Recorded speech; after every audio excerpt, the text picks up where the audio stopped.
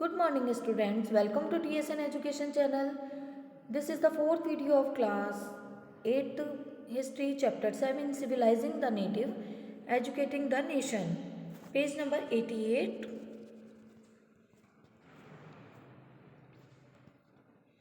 New routines, new rules. Up to the mid 19th century, the company was concerned primarily with higher education. Mid 19th century से company concern थी higher education के लिए, so it allowed the local pathshala to function without much interference. इसीलिए वे local पाठशाला को अपने function के लिए अलाउ करती थी बिना किसी इंटरफियरेंस के लिए, क्योंकि जो उनका कंसर्न था वही हायर एजुकेशन पे था. इसीलिए वे पाठशाला के जो भी फंक्शन होते थे उनमें इंटरफेयर नहीं करती थी. After 1854 the company decided to improve the system of vernacular education.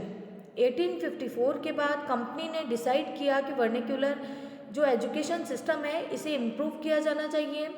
It felt that this could be done by introducing order with in the system.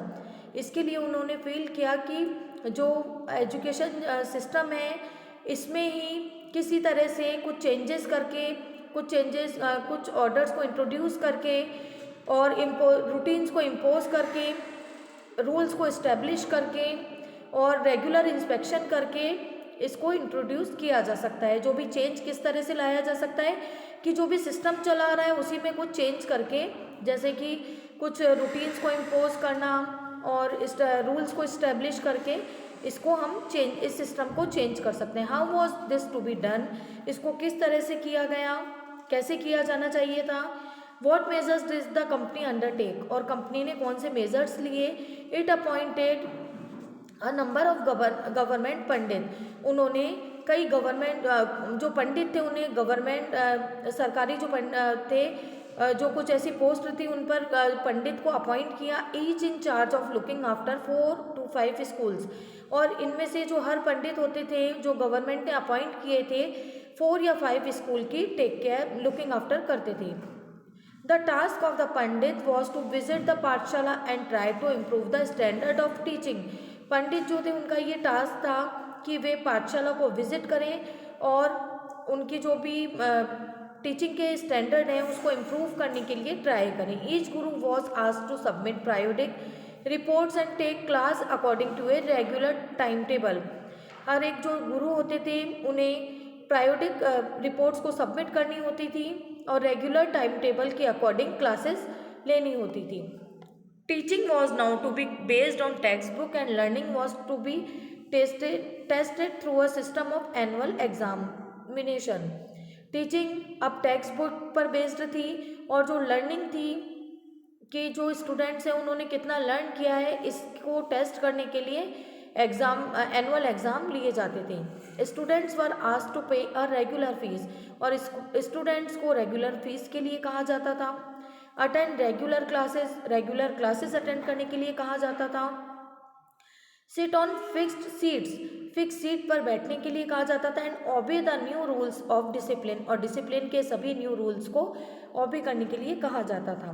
पाठशाला which accepted the new rules were supported through government grants. और जो पाठशाला new rules जो थे उन्हें accept करती थी, जो भी पाठशाला जो नए बनाए गए जो रूल्स उन्हें अगर फॉलो करती थी तो उन्हें गवर्नमेंट से जो भी अनुदान या ग्रांट जो भी मिलती थी उनके लिए सपोर्ट मिलता था.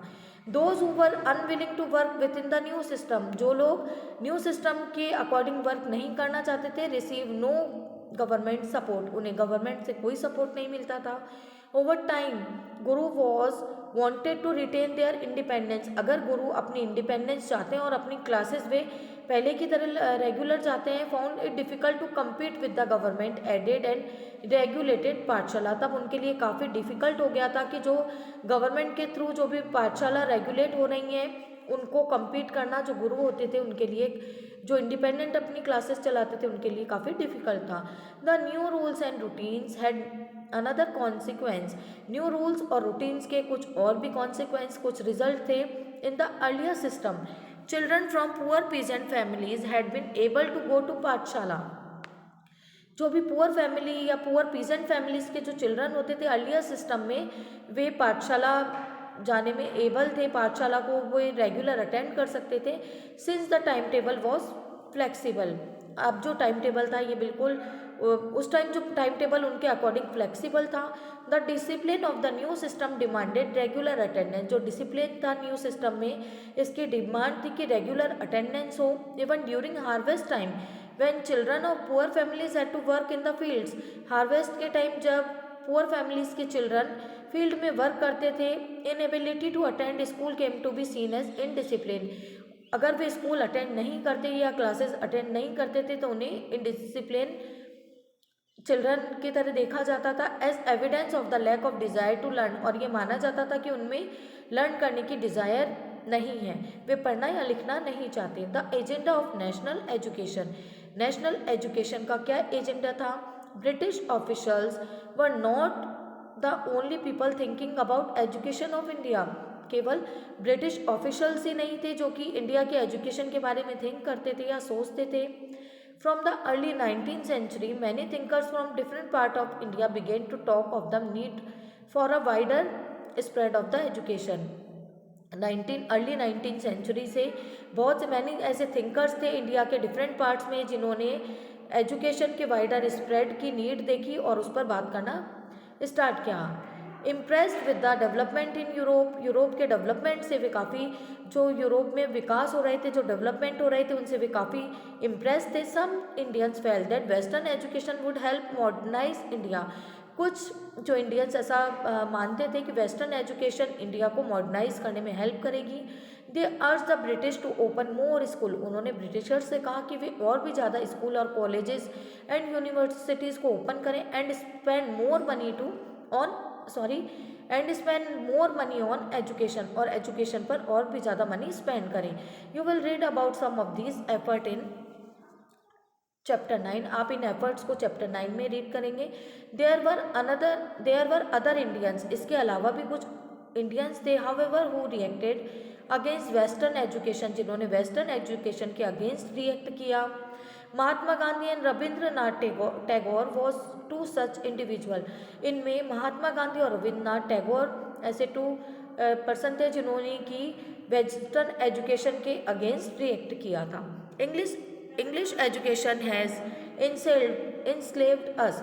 इंग्लिश एजुकेशन हमें इंस्लेव कर देगी या दास बना देगी। Mahatma Gandhi argued that colonial education created a sense of inferiority in the minds. Mahatma Gandhi का ये मानना था कि कॉलोनियल जो एजुकेशन है ये इंडियंस के माइंड में एक इंफीरियरिटी क्रिएट कर रही है, एक जो हीन भावना उसको बढ़ा रही है। It made them see western civilization as superior. वे लोग वेस्टर्न सिविलाइजेशन को सुपीरियर मान रहे हैं, इंडियन जो सिविलाइजेशन से ज़्यादा वेस्टर्न सिविलाइजेशन को सुपीरियर मान रहे हैं। And destroy the pride they had in their own culture. और उनको अपने ओन कल्चर पर जो प्राइड था वे उसको डिस्ट्रॉय कर रहे हैं Indians. There was poison in this education. इस एजुकेशन में एक पॉइजन है, सेड महात्मा गांधी। महात्मा गांधी ने कहा कि इस एजुकेशन सिस्टम में एक पॉइजन है। इट वॉज सिंफुल, ये सिंफुल है। इट इंस्लेव्स इंडियंस, और इसने इंडियंस को इंस्लेव कर दिया है, दास बना दिया है। In cast and evil spell on them charm by the west. जो बहुत से ऐसे इंडियंस थे जो कि वेस्ट के चार्म से बहुत अट्रैक्ट हो रहे थे।